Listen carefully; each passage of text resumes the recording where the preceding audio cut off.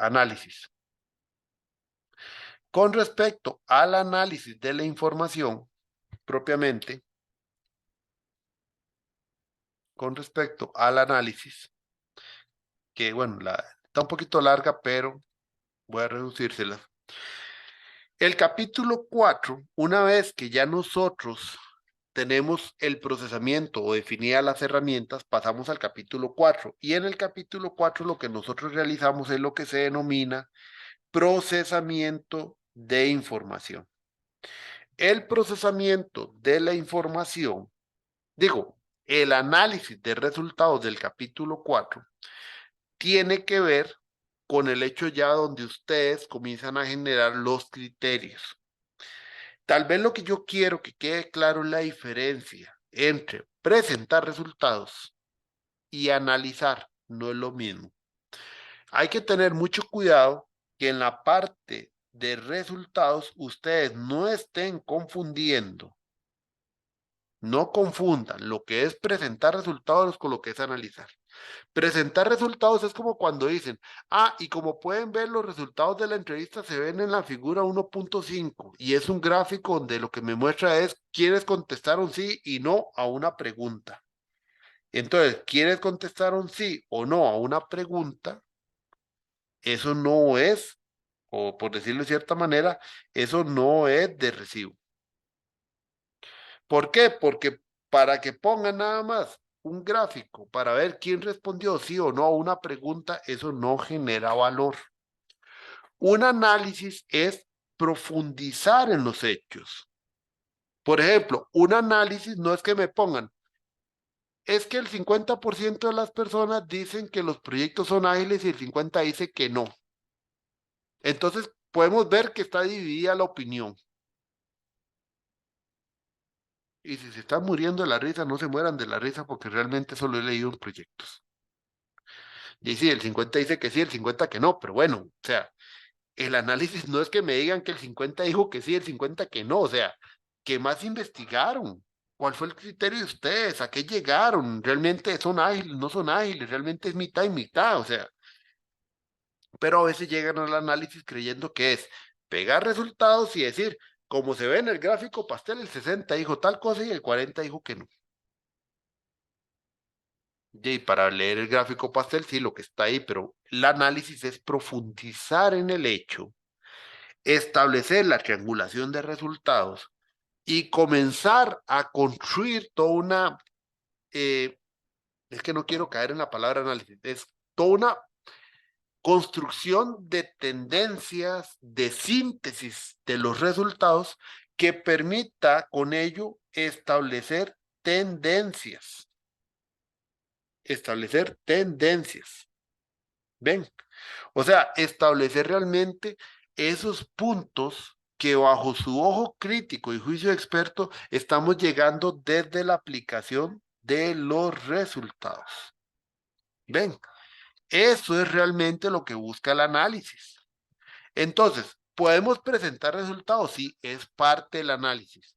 Los resultados se presentan con figuras, con diagramas, con tablas. O sea, eso estamos de acuerdo. Es parte del análisis. Yo no digo que no sea parte. Pero, por ejemplo, si hicieron una entrevista con 30 preguntas, no van a poner los 30 gráficos en el capítulo 4. Se ponen los más importantes y que después, cuando ustedes van realizando la discusión de resultados, donde realizan esa discusión de resultados, entonces vayan integrando esos resultados, pero como parte de la discusión, contraponiendo contra teoría, contraponiendo contra otras herramientas, pero que realmente aporten un valor.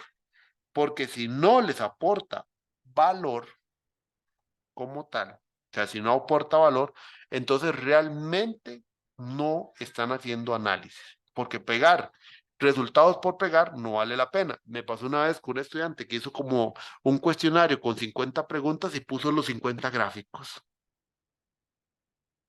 ¿Y qué hacemos con 50 gráficos si no están trabajados? Me dice, pero es que eso es análisis. Le digo, no, eso es poner los gráficos. Eso no es análisis. El análisis es realmente interpretar de esas 50 cuáles son las 3, 4 o 5 más importantes y el resto se van discutiendo, pero hay que hacer una discusión de resultados. Algunos de ustedes, sobre todo los de ingeniería, creo que más, ¿se acuerdan cuando en la universidad uno llevaba los laboratorios de física, sobre todo, y los de química? ¿Te acuerdan de eso? Sí, ajá, Y había toda sí. una sección que se llamaba en el informe discusión de resultados, que uno tenía que ver los resultados que a uno le habían dado, ir a validar contra la teoría y con eso me daba cuenta si andaba más perdido que el hijo de la Llorona o mis resultados andaban más o menos cerquita o no sé, o que uno comenzaba a decir, bueno, como el laboratorio en el experimento no dio el resultado así, así, así, pero valorando las condiciones del equipo también se determinó que hay una descalibración y ya uno comenzaba a discutir razones por las cuales el laboratorio no le daba. Eso es analizar resultados. Los laboratorios de física no era que a uno le tenía que dar el resultado, ya, y si no daba, pero la idea era discutir también las razones por las que no les dio. ¿Qué es lo que busca el análisis de resultados en el TSG de ustedes aquí? Que ustedes puedan llegar a elementos conclusivos. Por ejemplo, cuando yo les digo en el primero y cuando les puse en el alcance muchas veces me están contando lo que van a hacer, no lo que están alcanzando. Es por eso. Porque yo, por ejemplo, si tengo un objetivo de analizar la situación actual, mi entregable debería ser el diagnóstico de la situación actual, o sea, el sustantivo, el entregable. Pero ¿qué contiene ese diagnóstico? Ah, bueno, contiene, por ejemplo, una descripción e identificación de las características de los proyectos. Contiene un análisis de las prácticas actuales de gestión de proyectos. Contiene una valoración comparativa entre las prácticas junto con esas características de proyectos para ver la tinencia que tiene lo que actualmente usamos o no. Eso es analizar. Entonces, ¿para qué yo quiero el análisis de situación actual? Bueno, en algunos casos es para descubrir si lo que estoy haciendo realmente está tan mal, o realmente hay cosas que puedo rescatar de ahí, porque a veces se han llevado sorpresa a los estudiantes. Plantean en el hecho, es sí, empírico, desordenado, pero mira, alguien que pueden ser ustedes mismos como investigadores ya comenzó a desarrollar una herramienta así, y es la oportunidad de visibilizar esa herramienta y no decir que todo está malo. Por eso es que yo les digo, no se usan adjetivos en el problema.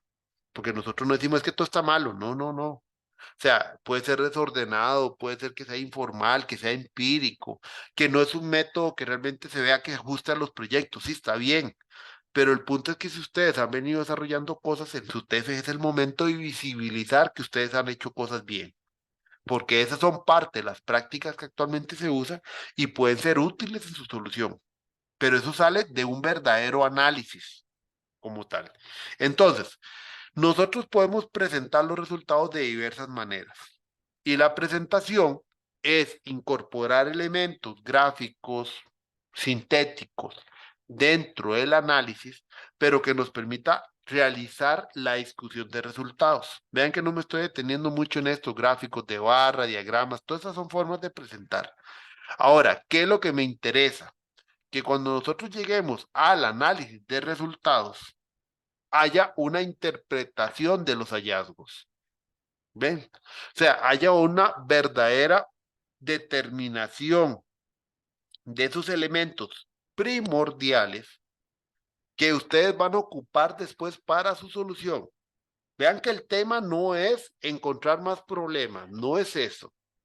El tema es un análisis en función de lo que después yo voy a poder utilizar o requiero conocer para poder desarrollar mi proyecto. Es en función de eso. Es en función de lo que yo ocupo conocer para después poder desarrollar mi proyecto.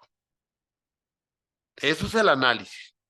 Ahora, ¿qué muestra el análisis? Toda una implicación, validación de los resultados, comparativas y todo en función de los diferentes elementos de estudio, que eso se llaman categorías.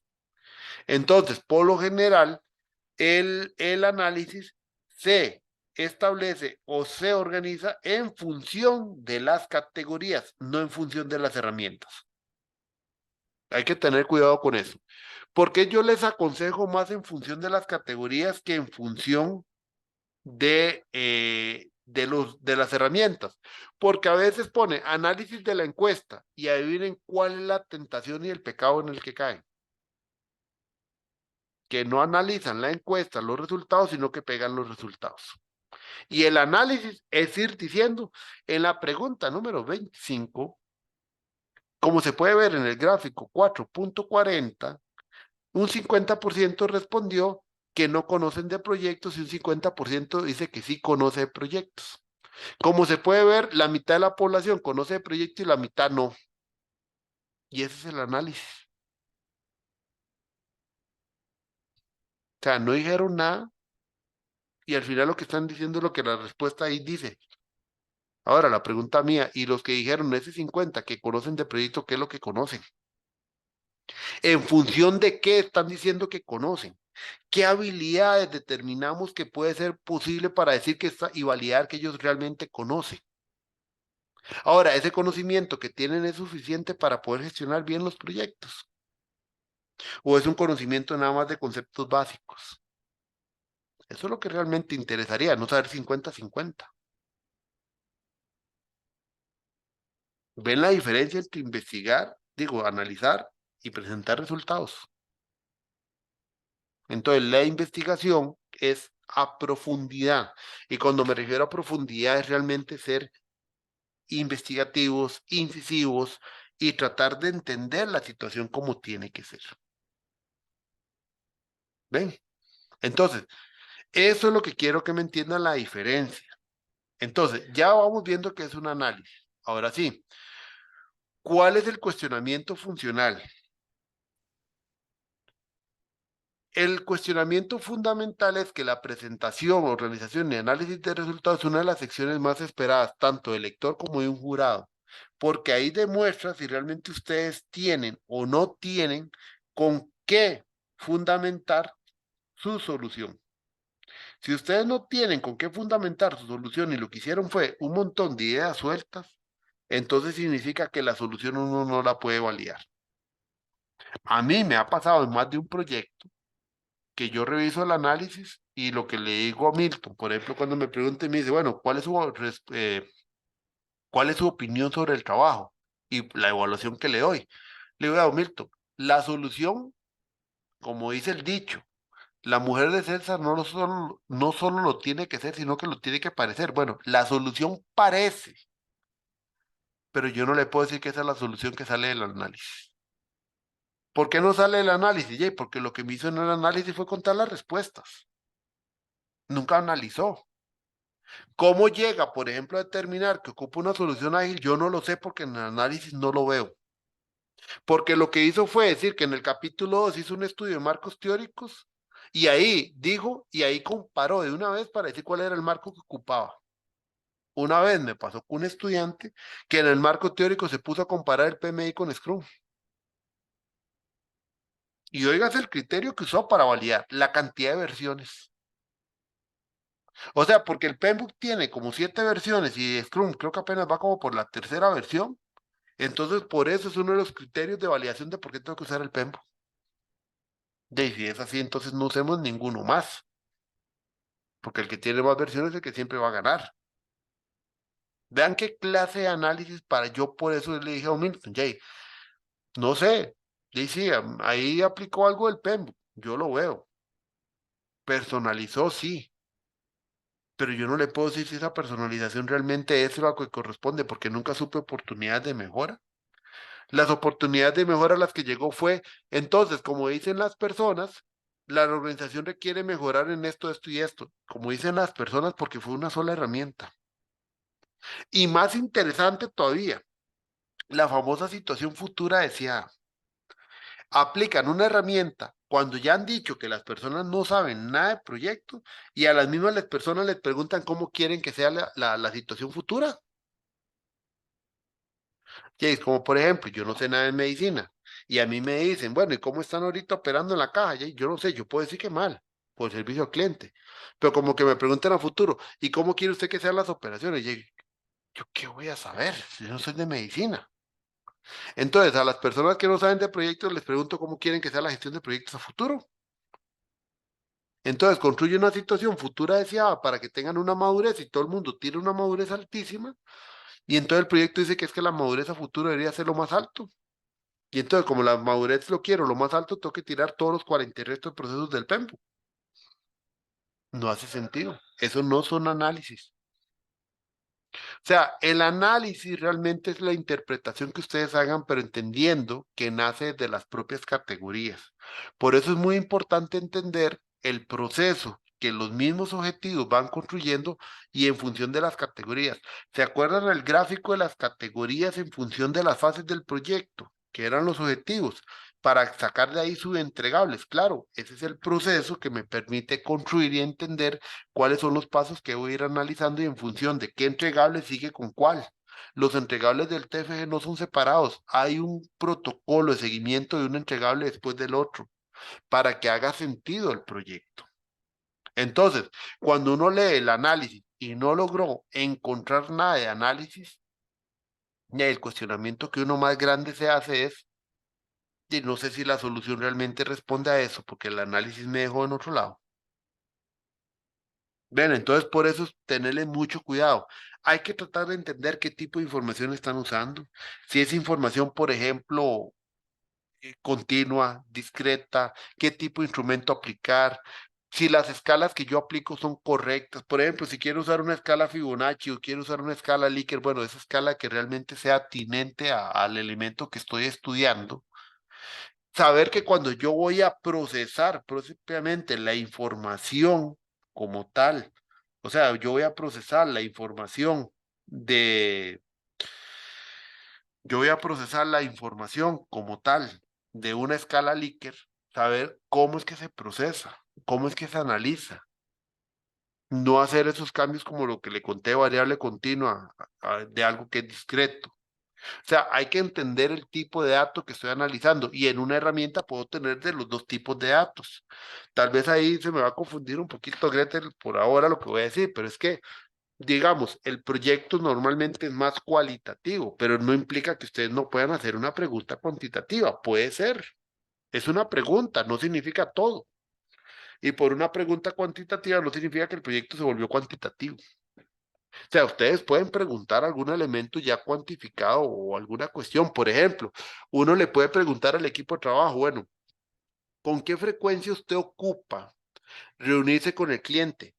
Póngalo en términos de días. Entonces alguien le puede poner cada 15 días, otro le puede poner cada 10 días, otro le puede poner cada 7 días. Eso puede ser un dato continuo, no hay problema.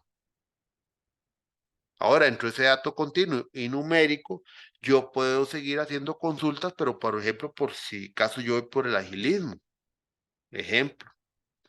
O por ejemplo, yo le puedo preguntar a alguien, bueno, una pregunta, ¿y la duración de los proyectos? Normalmente la empresa, ¿de cuántos meses es? Alguien me puede decir un mes, alguien me puede decir, ¿te puedo poner 2 meses y medio? Sí, ponga 2 meses y medio. Ahí la variable es continua. O sea, la pregunta por sí mismo no cambia el enfoque del proyecto. Es una sola pregunta. Ahora, aquí es donde viene el tema importante. Los análisis tienen que cumplir con los principios de coherencia. ¿Qué es un principio de coherencia?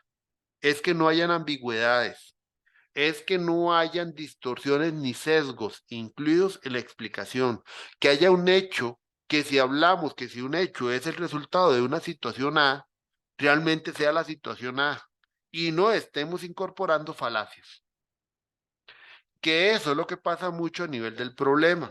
Cuando yo les devuelvo las observaciones del problema es que muchas veces estamos construyendo falacias porque las falacias es la construcción de ciertas afirmaciones basados en conceptos que no están demostrados por elementos objetivos, sino por elementos subjetivos. Por ejemplo, el usar, es que la gestión que hace la empresa es mala, es lo que se llama un criterio, creo que es de autoría S, o, si no, cuando está correcto el campo, creo que es el de autoría, porque nosotros queremos partir y decir que por esa afirmación ya eso es cierto. Y eso es lo que llamamos el criterio de autoridad. O sea, un argumentum ad verecundia, que es que queremos dar por un razonamiento válido, pero por una afirmación no lo estamos demostrando. Eso es una falacia. Yo la palabra no la había usado antes, porque hablo más en el análisis del tema, pero por eso es que en el problema no se puede usar adjetivos, porque en el momento en que ustedes están usando adjetivos, tienden a hacer afirmaciones que no están demostradas. Y entonces están usando argumentos de este tipo, que pueden terminar siendo falacias. Alguien va a decir, bueno, entonces el término de falacia es que estoy dando algo falso. Sí, están cayendo en una afirmación para creer que algo es cierto, pero cuando es falso. Bueno, les voy a decir, en términos políticos, una persona que yo que usa mucho falacia es por ejemplo, Otto Guevara, porque él todo es afirmación para darlo por un hecho acreditado cuando realmente no hay un análisis detrás de esa profundidad. Entonces, esos son los elementos falaces, elementos que son falsos basados en algún argumento bajo el cual queremos exponer como que si eso fuera cierto. Está también el argumento por ignorancia, la apelación a la piedad, que normalmente es el que se utiliza en los juicios. Está también el argumento de la apelación al pueblo. Yo creo que fue a Tatiana lo que en la segunda clase, cuando dijo, es que nosotros, y yo la paré y le dije, ¿sabe un momentito? ¿Usted qué? Porque es una falacia normalmente utilizar la apelación a todos. Ah, es que todos apoyamos al candidato tal. Es que todo, entonces queremos argumentar en función de una posición de todos cuando tal vez es solo mía. Entonces eso también es un argumento que se llama falacia. Por eso es que las redacciones no podemos tampoco ponerlas en personal en el documento. Porque si en el documento escribo, entonces nosotros estamos viviendo todos un gran problema, eso es un argumento ad populum. ¿Para qué? Para hacer sentir que es más grande la situación. Entonces es como apelar al sentimiento. Entonces yo creo que ya Tatiana me entenderá porque fue que ese día le dije, no, no, Sí, profe, de hecho yo dije, qué grosero que es, pero sí, pues sí, ahora que lo explica ya lo entendí, pero ese día sí, profe, usted fue un poco conchito, ¿ah? pues sí, pero es el tema, por eso es que yo le dije a usted, ¿su caso cuál es? ¿Por qué? Porque ahí es donde les paro, digamos, a explicarles un poco el tema, ahora sí que ustedes entiendan de la falacia. A nivel investigativo, para yo ser objetivo, tengo que plantearlo en términos de objetividad. Entonces ahí es donde va el tema de que no podemos usar o usar apelativos a nivel de redacción formal, decir, es que nosotros, es que todos, por eso no usamos formas personales. Por eso se usa la forma impersonal, tratando de demostrar que siempre es una reacción objetiva. ¿Ves? Entonces, la apelación ad populum es una apelación a una falacia. Porque eso es lo que pasa normalmente en redes sociales cuando queremos vender una idea. Ahora que hay mucho el tema de los troles a favor, en contra del gobierno, bueno, lo que sea. Bueno, esa es la falacia que más se utiliza, porque ustedes ven redes sociales y ven una opinión y es, todos estamos a favor de tal, todos estamos en contra de tal, porque esa reacción es en función de buscar cada vez este, más reacciones hacia el campo que yo ocupo, que la gente me apoye. ¿Ven? Pero en realidad es lo que se llama una falacia ad populum. Entonces, vean que hay un montón de falacias que normalmente nosotros no nos damos cuenta que utilizamos. A veces lo utilizamos, pero porque así ya es la cultura que hemos tenido y no nos damos cuenta. Pero es importante para ir cambiando un poco la argumentación y cuando ustedes construyen ya argumentos para un trabajo profesional o lo que ustedes vayan a realizar, que tengan la conciencia de que ciertas frases que se utilizan o que uno utiliza en su momento, son frases que caen en el término de falacia. Entonces, por eso es que los adjetivos no se usan en la reacción del problema, por eso es que planteamos una reacción impersonal, por eso es que partimos de los hechos y las evidencias. Por ejemplo, hay otra falacia que se llama la de causa-efecto. Nosotros planteamos un efecto que en realidad no es efecto de la causa, o sea, planteamos al revés. Por ejemplo, vea la falacia de confundir causa-efecto, es el ejemplo que aparece ahí. Se observa que los filósofos fuman pipa y se concluye que para convertirse en filósofo hay que fumar pipa. Eso es una falacia. O sea, eso es como la falacia que diga la persona, que es que que como los que tienen más músculo consumen proteína sintética en los gimnasios, entonces para tener músculo hay que consumir, o sea, para hacer ellos hay que consumir proteína, no necesariamente.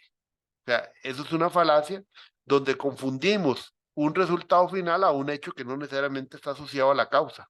Nada más porque partimos de una observación y lo convertimos en una realidad sin haber hecho el análisis correspondiente como tiene que ser. Otra cosa que es una falacia muy interesante es que partimos de hechos, y es que no sé si estaba por aquí o estaba más atrás. Hay una falacia muy interesante, es como decir que, por ejemplo, los incas, nunca, los incas no sabían usar el telégrafo. Dice, el telégrafo ni siquiera se había inventado, ¿qué van a saber utilizarlo? O sea, es una falacia, porque si bien es un hecho cierto, desde el punto de vista general, pero no es cierto porque en realidad es que no tienen ni por qué tenían que saber usarlo si no existía. Esa es falacia, yo es lo que a veces les marco a ustedes, donde ustedes ya quieren dar una interpretación y decir, es que las personas, este, vamos a ver, por ejemplo, algunos que les he marcado el tema de beneficios. Y ese es el argumento que, por ejemplo, da Milton cada vez que revisa algo sobre los beneficios. Que yo lo hablé con un compañero, pero había creo que otra compañera que le marqué el tema de beneficios. No es que esté mal estudiarle la gestión de beneficios, puede ser, pero realmente la organización, cuando hablamos de gestión de beneficios, ¿sabe qué estamos hablando?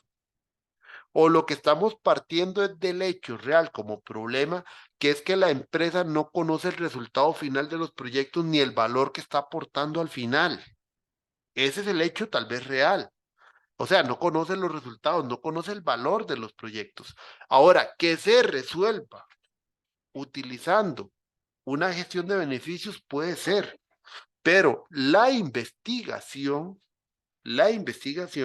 es la que les va a permitir a ustedes encontrar que la gestión de beneficios es un elemento que puede ayudar en esa solución. Pero no partimos del hecho de una vez de decir, es que como la empresa no sabe gestionar beneficios, porque yo me haría la pregunta. Y cuando ustedes hablan de gestión de beneficios, ¿la empresa realmente conoce el tema? ¿O ustedes están obligando a ese tema? ¿Ven el argumento? Porque en realidad el argumento cae en el tema de la falacia. Y no crean, en algún momento estoy pensando pasar este tema al inicio, del inicio, para que me entiendan algunas observaciones que yo les hago. ¿Por qué? Porque el tema de gestión de beneficios, que lo ha criticado a veces Don Milton, vean, es un tema interesante, pero a veces las empresas ni siquiera apenas están gateando en gestión de proyectos. ¿Y cómo les voy a hablar de gestión de beneficios si ni siquiera saben cómo gestionar un proyecto ahorita? Entonces, no podemos partir nosotros del hecho de que estamos anteponiendo nuestro criterio a una situación que la empresa ni siquiera ha visualizado que ocupa. Por eso les decía el ejemplo de los incas. No me acuerdo dónde era que estaba aquí entre los ejemplos, porque por ahí andaba ese tema. Era muy divertido leerlo, porque precisamente hablaba de una situación que jamás los incas iban a conocer los telégrafos. O sea, era mentira, jamás, porque ni siquiera existía. No podemos hablar entonces de un hecho temporal en algo que no es cierto. ¿Ven? Entonces, ¿qué pasa con el tema de gestión de beneficios? Lo que sí puede ser es que la empresa no haya o no le encuentre en este momento un valor a los proyectos. Y entonces la investigación de ustedes, más allá de eso, la investigación de ustedes sí en su momento va a encontrar que hay un tema que se llama gestión de beneficios, donde entonces ahí sí hacemos una solución enfocado en ese enfoque, porque realmente cuando hablamos de valor estamos hablando de beneficios, pero no podemos partir directamente en el problema que es que la empresa no sabe gestionar sus beneficios, cuando tal vez ni siquiera comprende el concepto de beneficio en función de cómo lo vemos en gestión de proyectos. ¿Ven? Entonces, Profe, el de los incas ese es de la ignorancia. esa era el de ignorancia, ¿dónde era que estaba? Ajá. Aquí. Sí, ahí está. El argumento de ignorancia es que se incurre en él cuando se afirma que una proposición es verdadera porque se ha demostrado su falsedad. Los incas no conocían el telégrafo porque no ha sido posible encontrar los cables y no se había inventado. Entonces es como decir que la empresa no conoce gestión de beneficios y su problema es que no gestiona los beneficios porque no hemos podido encontrar resultados sobre los beneficios de los proyectos, cuando tal vez ni siquiera la empresa está hablando de beneficios. ¿Ven? Entonces estamos apelando a una ignorancia que realmente no sería el hecho. Ahora, lo que sí puede ser el hecho es que la empresa, en términos coloquiales, no conoce el valor que los proyectos están aportando a su estrategia o a los resultados finales. Eso es lo que sí puede ser. Por eso les digo que ahí hay que tener un poco de cuidado con los conceptos y entonces ahora sí entenderán cuando yo le pongo esas observaciones para que tengan un poquito de cuidado. Conste, no digo que no puede hacer, porque si la empresa en alguna parte ustedes sí demuestran que ya ha venido trabajando y conoce el concepto de beneficio, sí, puede ser. Pero si la empresa no lo conoce, por ahí va a ser la primera pregunta que les van a hacer. Ahora sí, ¿cómo se estructura el análisis? Tema sumamente importante. Mi recomendación es que lo estructuren por categorías. ¿A qué se refiere? Si ustedes visualizan las categorías, se darán cuenta que son los elementos que deben de estudiar. Entonces, yo no analizo la encuesta, yo no analizo las preguntas. Yo analizo, por ejemplo, como Gretel decía, primero los proyectos de la empresa. Entonces, análisis de los proyectos de la empresa. Todas las herramientas que hayan utilizado para analizar los proyectos, entonces lo venimos, hacemos nuestro proceso mental, metodológicamente, o sea, el análisis de los datos, las tendencias, y después lo que yo transfiero al análisis es la discusión propiamente de los resultados para llegar a elementos específicos. ¿Cuáles son esos elementos? ¿Se acuerdan que hay unas preguntas generadoras por cada subcategoría? Entonces, por ejemplo, análisis de los proyectos. ¿Cuáles serían tal vez una o dos preguntas que hay que responder ahí? ¿Cuáles son las características de los proyectos como pregunta generadora? Esa pregunta o la respuesta a esa pregunta debería ser lo que va en esa primera sección. O sea, el responder esas características es lo que debería enfocar esa sección. ¿A qué me estoy refiriendo? Si yo me voy a abrir un Word para que ustedes lo vean. Entonces yo, por ejemplo, tengo, ya se abrieron todos los documentos que tenía abiertos ahora. Ok, aquí está. Yo tengo, por ejemplo, como categorías del proyecto, una sola que se llame gestión de proyectos. Y entonces yo tengo como subcategorías, por ejemplo, yo tendría proyectos,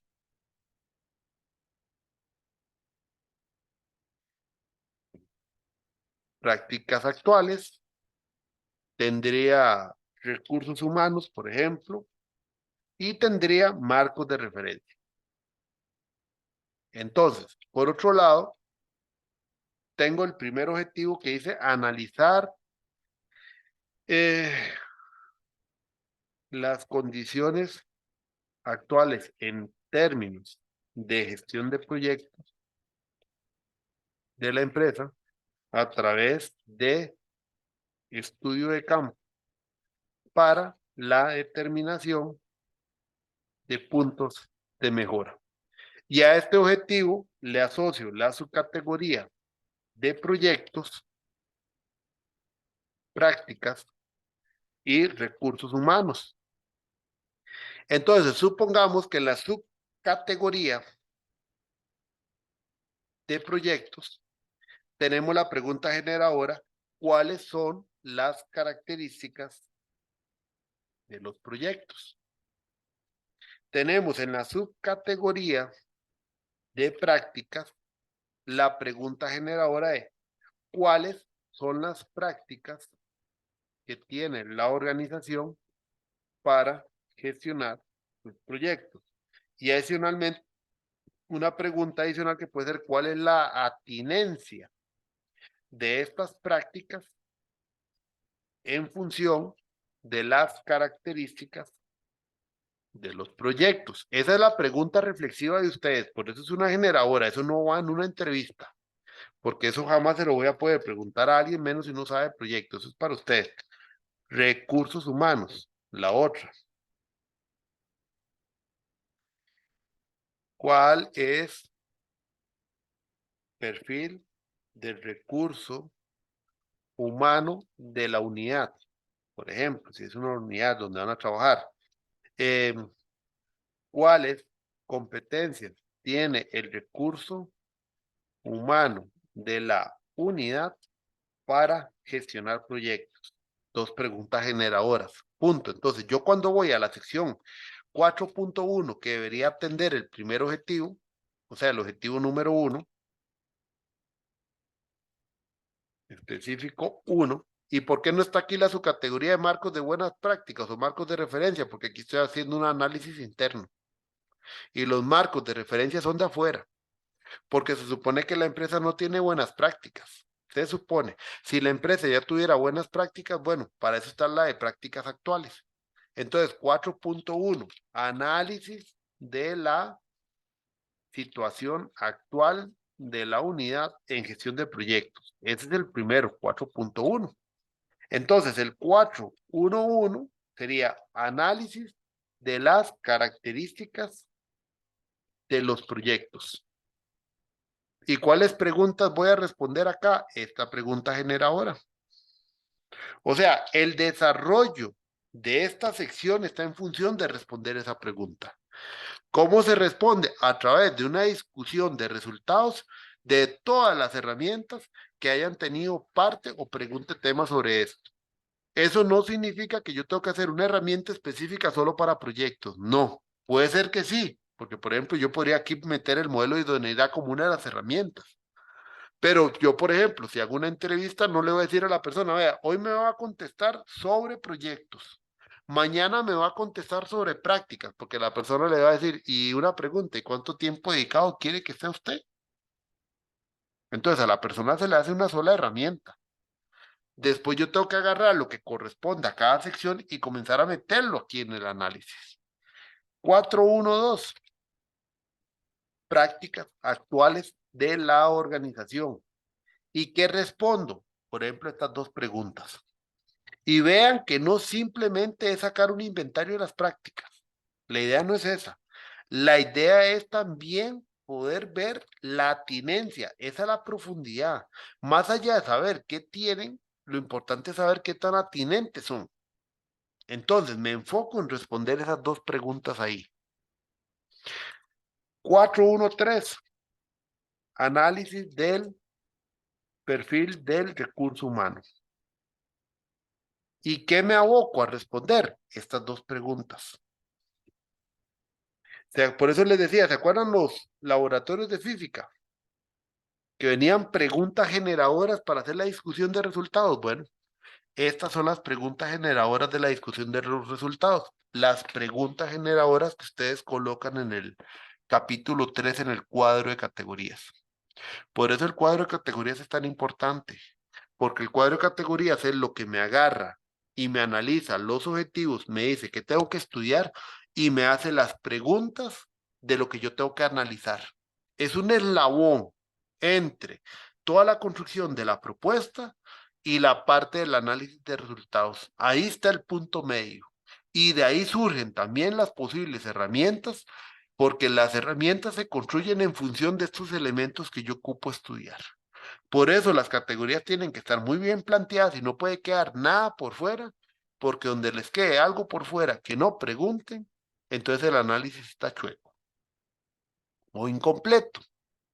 ¿Y por qué se los digo? Porque, por ejemplo, a veces se saltan estudiar los proyectos y entonces solo se enfocan en decir es que no cumple con tal cosa, no cumple con tal marco de referencia y ahí se equivocaron. Porque estos proyectos no son para cumplir un marco de referencia, son proyectos para darle una solución a un problema. Pero para poder entender después el problema y entender algunas cosas a profundidad, tenemos que llegar a elementos como este. ¿Cómo son mis proyectos? Porque a veces uno les pregunta, ¿cómo son los proyectos?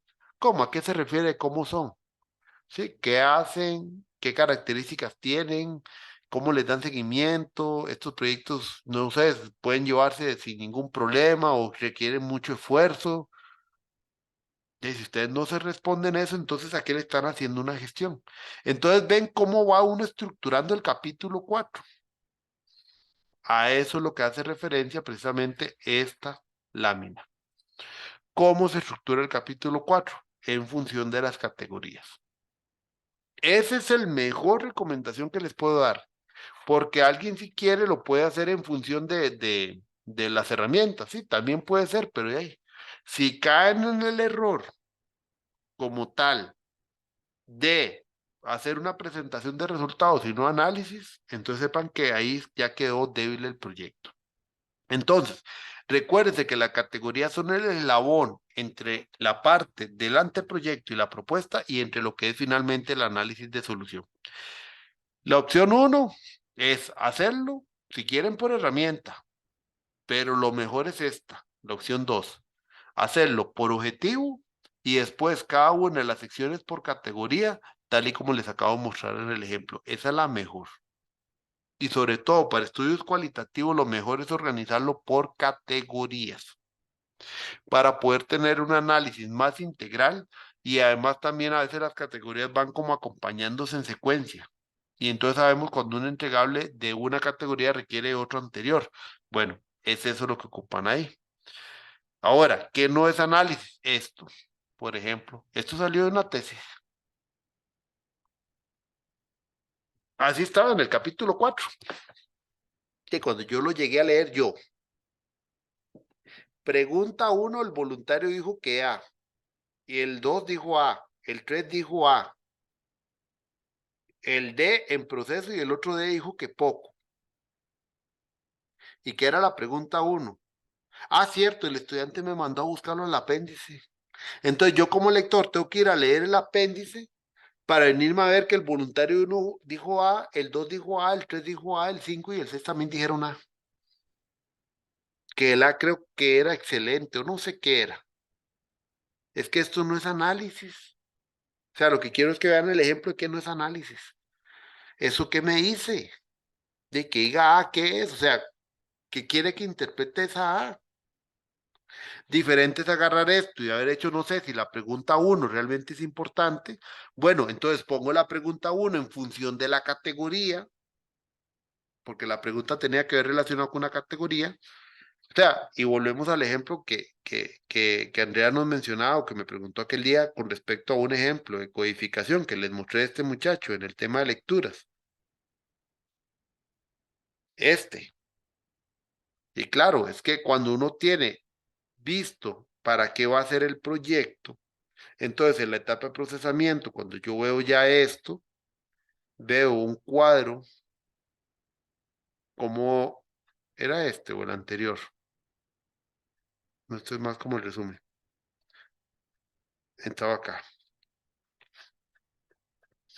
Cuando uno ve un cuadro como este, que le dice a uno cuáles son las preguntas generadoras, las subcategorías por cada instrumento que usted va a trabajar, es diferente. Porque entonces no me sale con un diagrama como este, que eso no es análisis, sino que tiene claro que las dos, tres primeras preguntas de una herramienta corresponden a tal categoría y hacemos un análisis específico con respecto a la categoría. Y la podemos entonces triangular con los resultados de las demás herramientas y así llegar a una rica discusión de resultados. No esto. Y esto fue tomado de una tesis. Claro, que yo se la devolví al estudiante porque yo fui lector y le dije, no, esto no es análisis. Esto no me dice nada. ¿Qué quiere que yo entienda eso? O sea, y sí, 5 dijeron que A, pero y si el A era excelente, ¿qué significa es excelente? ¿A qué se refiere? Esto tampoco es análisis. Si alguien me interpreta qué es lo que dice ese gráfico, no le voy a decir que pasó el curso, pero ¿por qué? Porque, por ejemplo, los gráficos tienen que tener escala, nombre de escala. ¿Qué significa el 0, 1, 2, 3, 4 abajo al 8? ¿Qué significa ese 70%? ¿Qué es gestión buena y qué es gestión regular? ¿En función de qué? Ahora, si abajo de la pregunta 1 a la pregunta 8, vuelvo a lo mismo. Este gráfico, ¿qué me dice? Porque ¿qué es la pregunta 1 y qué es la pregunta 8? O sea, si cada pregunta es independiente, lo que me está diciendo es que en el tema de la pregunta 4 es donde está más bajo, pero que era preguntada la pregunta 4. Entonces, en vez de poner del 1 al 8, en vez de poner 1, 2, 3, 4, mejor ponga el tema. No sé, el primero, políticas. El segundo, métodos. El tercero, recurso humano. El cuarto, tecnología. No sé si era eso. Entonces, abajo lo que van no son números. Debería ir, en realidad, el nombre del elemento que estuvieron estudiando en cada pregunta.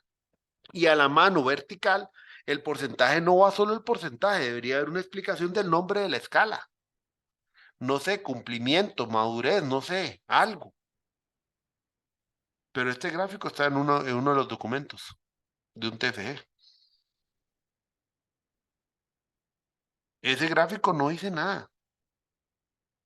Además, si cada pregunta es independiente, no entiendo para qué la línea y conformar una cuestión que parece un valle, porque tampoco el valle me está representando algo, porque no son momentos distintos en el tiempo. ¿Cuándo es que sí se utiliza un gráfico como este? Un gráfico de control. Los que son de ingeniería industrial, ¿verdad? No sé si hay alguno. Pero para un gráfico de control sí, pero porque yo voy controlando la producción en momentos distintos del tiempo y me doy dando cuenta si hubo una caída de producción en un momento y luego volvió a subir. Y entonces estas fluctuaciones yo las tengo que analizar en un gráfico de control. O por ejemplo, si yo estoy haciendo gestión de red y aquí lo que estoy valorando es el porcentaje de datos que están saliendo del enlace de conectividad para valorar si está cumpliendo con la meta, no sé, el 90% de la velocidad contratada, entonces abajo lo que tengo son momentos distintos en una hora, por ejemplo, cada 4 minutos o cada minuto, y entonces así yo veo un gráfico continuo. Pero si lo que yo estoy aquí valorando es un porcentaje por cada pregunta, eso no es un gráfico continuo tampoco. Eso está mal planteado. Eso es no saber ni siquiera qué era el dato que yo quería graficar. Entonces vean los dos ejemplos que les voy mostrando. Esto no dice nada. Eso es simplemente una presentación de resultados sintetizada. Pero eso no es un análisis. Y este gráfico está mal planteado completamente. Ahí sí puedo decir que está mal planteado porque tengo el conocimiento teórico para decir, esto está malo, porque esto no tiene ni ejes, no tiene escalas, no se saben los valores, no hay una leyenda, no hay nada. El gráfico por sí mismo no es explicativo. Y con eso podemos decir que está mal. Entonces, ven, estos son ejemplos de cosas que no van en análisis. Esto no es un análisis tampoco. Y no sé, son X círculos, no hay leyenda. Si alguien entiende qué es eso, me lo puede explicar, pero yo lo encontré en un proyecto y no entendí nada, nada. O sea, comentarios, abre archivo legal, hay unas actividades, hay como un responsable, pero la figura por sí mismo, si era una evidencia de lo que es un acta de inicio de proyecto para ellos, es lo que pudiera interpretar, pero la figura la pusieron así nomás. Y además, si ustedes lo ven, no es legible. O sea, el elemento como tal no se interpreta por sí mismo. Entonces, si no acompaña un buen análisis, no es análisis. Entonces, ¿qué no es análisis? Poner gráficos que no aporten valor, resumir datos en tablas que no son de lectura o no son de comprensión fácil, presentar resultados como ideas sueltas, no hay norte definido, nada más ir contando, el resultado tal me dio tanto, el otro me dio tanto y no tener una idea. Y tampoco que no concluyan sobre categorías de estudio de manera integral. O sea, si nada más hacen y ponen datos y no hay nada que hable propiamente sobre categorías de estudio, entonces aquí están analizando, porque el análisis de resultados tiene que ver con eso, precisamente. ¿Ven? Entonces, esos son los elementos que no es análisis, para que lo tomen en cuenta para el capítulo 4. O sea, el capítulo 4 es muy fuerte en el sentido. Vamos a ver, el capítulo 4 tiene dos cosas, dos complejidades. Uno, primero obtener la información o los datos. Y la segunda parte es que hay un esfuerzo muy grande de parte de ustedes porque es un esfuerzo mental. ¿A qué me refiero con un esfuerzo mental? Porque es ustedes entendiendo toda esa data y construyendo un análisis coherente, sin falacias, basado en datos objetivos, para poder llegar a elementos conclusivos que después puedan utilizar en su proyecto. ¿Ven? Entonces, eso precisamente es lo que tienen que tener cuidado cuando hagan el capítulo 4. ¿Dudas, consultas?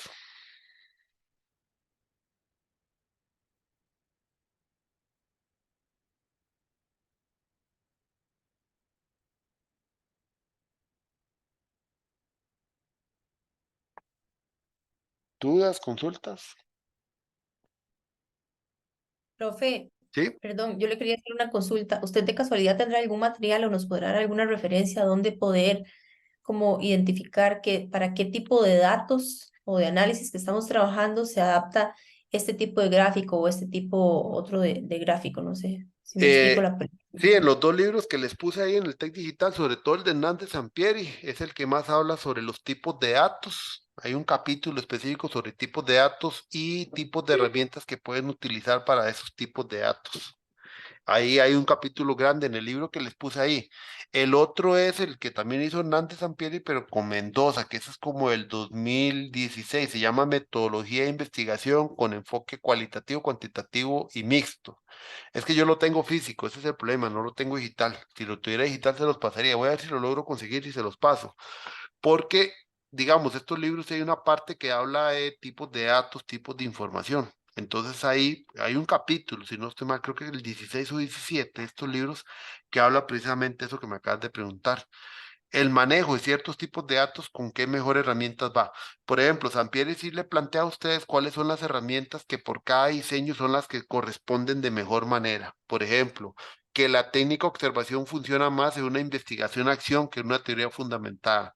Que la técnica entrevista funciona más en los cualitativos que en los cuantitativos, por ejemplo. ¿Ves? Ok, está bien, Ujú. gracias. Con todo gusto. ¿Alguna otra duda, consulta?